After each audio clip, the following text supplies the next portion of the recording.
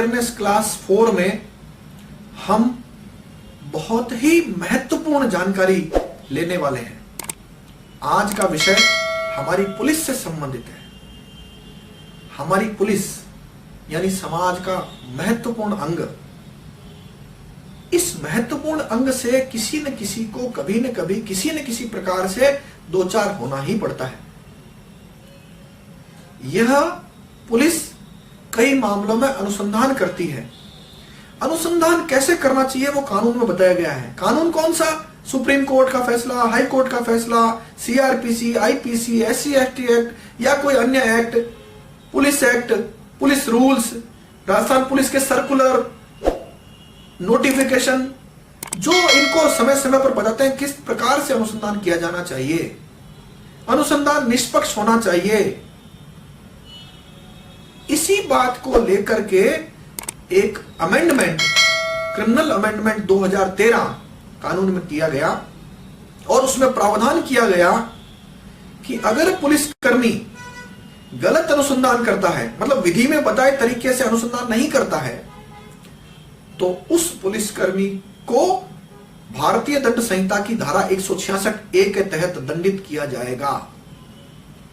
और यह कितना खतरनाक कानून बनाया गया है। मैं आज राजस्थान पुलिस के हर एक उस पुलिसकर्मी से निवेदन करूंगा कि इस क्लास को देखे, न केवल देखे, शेयर करे, ताकि पुलिसकर्मी सही अनुसंधान करने के लिए मन से तैयार हो।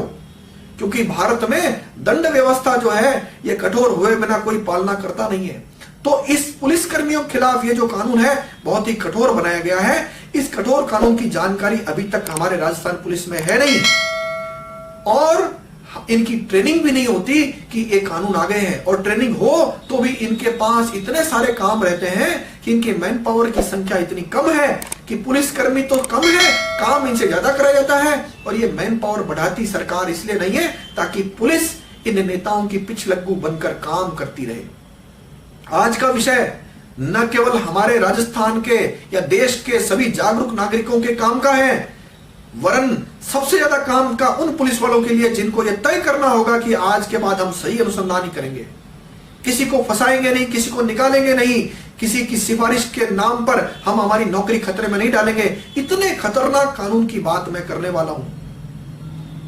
यह 166A आईपीसी के पार्ट बी की बात है, जो केवल 2 ही लाइन का कानून है। लिखा हुआ है कि जिस मैनर में, जिस तरीके से अनुसंधान किया जाना चाहिए, वैसा अगर पुलिसकर्मी अनुसंधान नहीं करता है और इससे प्रतिकूल प्रभाव पड़ता है किसी पर, तो वह दंड का भागी होगा।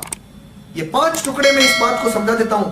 पहला टुकड़ा, यह संज्ञेय अपराध है, कॉग्निजेबल ऑफेंस है। साधारण भाषा में यूं समझ लीजिए, जो कानूनी भाषा जानते हैं उनको तो पता है संज्ञेय अपराध क्या है, लेकिन गंभीर अपराधों को सामान्यतः संज्ञेय अपराध की श्रेणी में रखा जाता है और कम गंभीर अपराधों को असंज्ञेय रखा जाता है।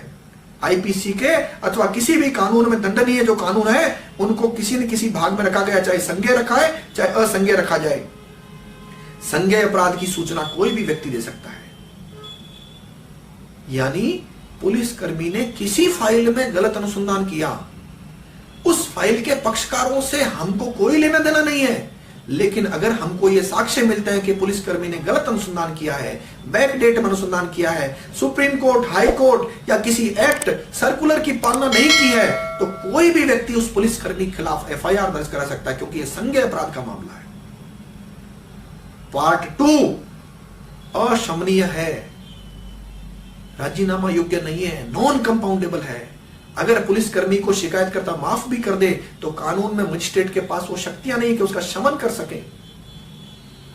पार्ट 3, यह प्रथम श्रेणी मजिस्ट्रेट द्वारा विचारणीय है। इसका विचारण प्रथम श्रेणी मजिस्ट्रेट के यहीं चल सकता है।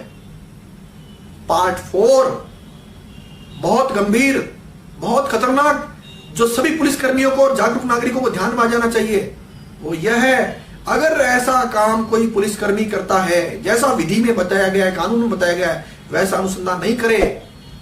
क्योंकि कोई पुलिसकर्मी यह नहीं कह सकता, कोई नागरिक यह नहीं कह सकता मैं तो कानून नहीं जानता था, यह प्ली नहीं ले सकता। यह माना जाएगा कानून जानता ही है। तो अगर वो ऐसा अपराध करता है तो उसको 2 साल तक की सजा हो सकती है। लेकिन 6 महीने से कम सजा किसी भी हालत में नहीं हो सकती, यानी कम से कम 180 दिन की सजा, 179 दिन की सजा भी नहीं हो सकती उसको।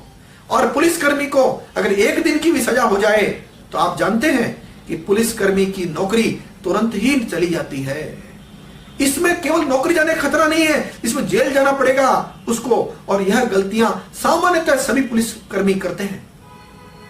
कुछ पुलिसकर्मी सद्भावना में करते हैं, कुछ पुलिसकर्मी दुर्भावना में करते हैं, लेकिन इतने सारे कानूनों की जानकारी चूंकि पुलिसकर्मी को होती नहीं है, और कई पुलिसकर्मी पैसे लेकर या किसी की सिफारिश मानकर या कई बार गलत लोगों के साथ इन्वॉल्व होकर के भी पुलिसकर्मी कर देते हैं।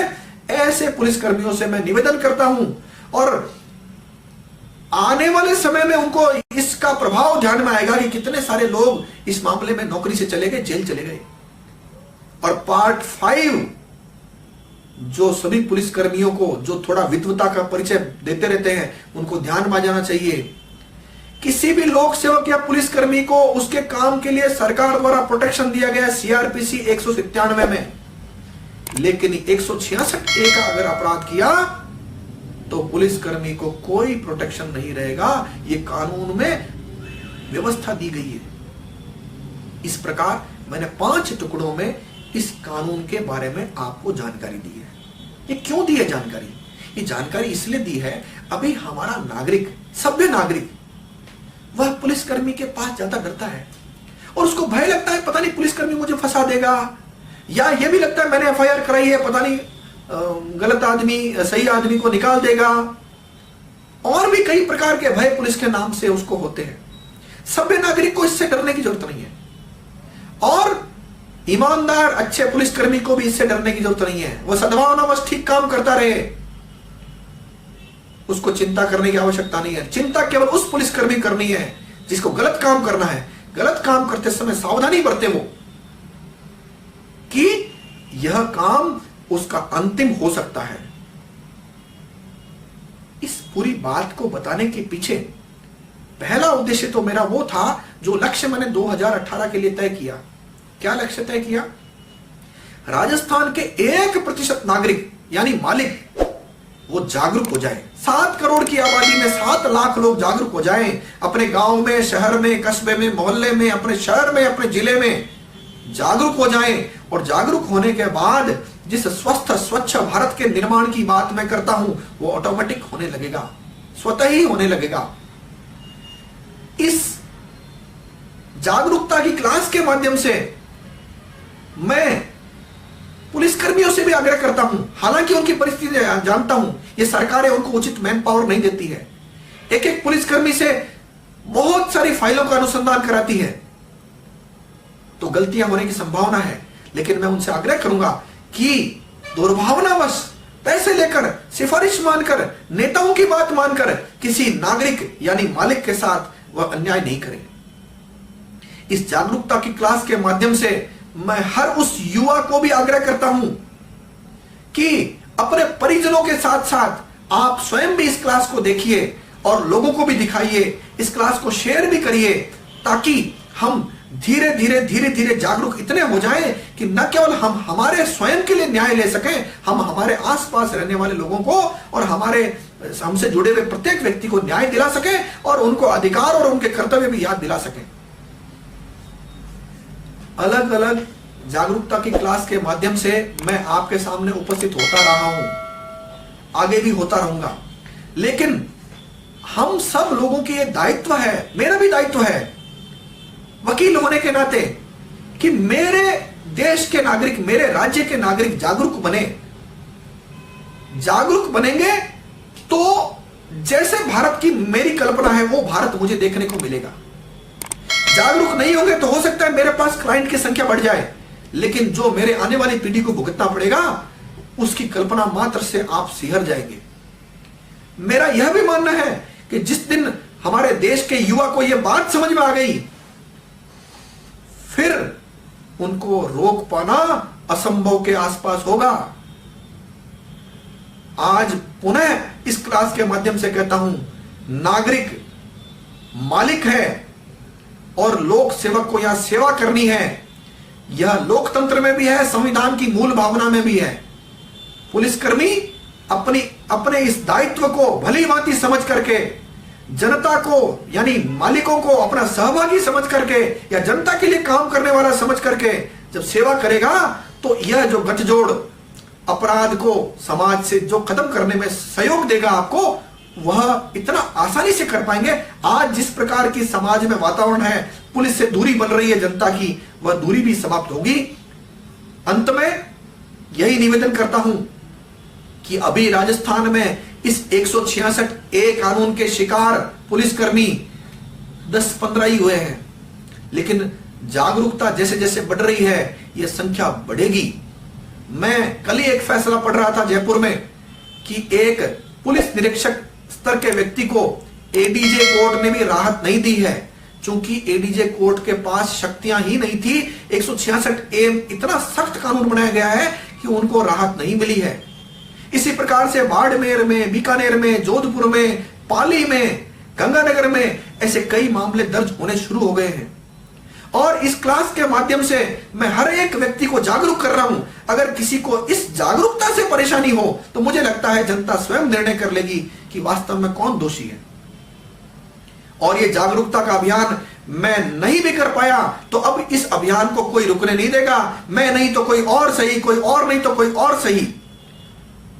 और अब हमारे वकील साथी भी इसमें जाग चुके हैं और वकील साथियों से भी इस क्लास के माध्यम से आग्रह करता हूं कि जो अन्याय से पीड़ित पक्षकार आपके पास आए, यदि आपको कानून सम्मत यह बात लगती है, एविडेंस लगती है कि पुलिस ने गलत अनुसंधान किया है, तो आप इस कानून का इस्तेमाल जैसे ही आपके पास साक्ष्य आते हैं आप करिए और उस अन्याय करने वाले पुलिसकर्मी, गलत अनुसंधान करने वाले पुलिसकर्मी के खिलाफ एफआईआर दर्ज कराइए।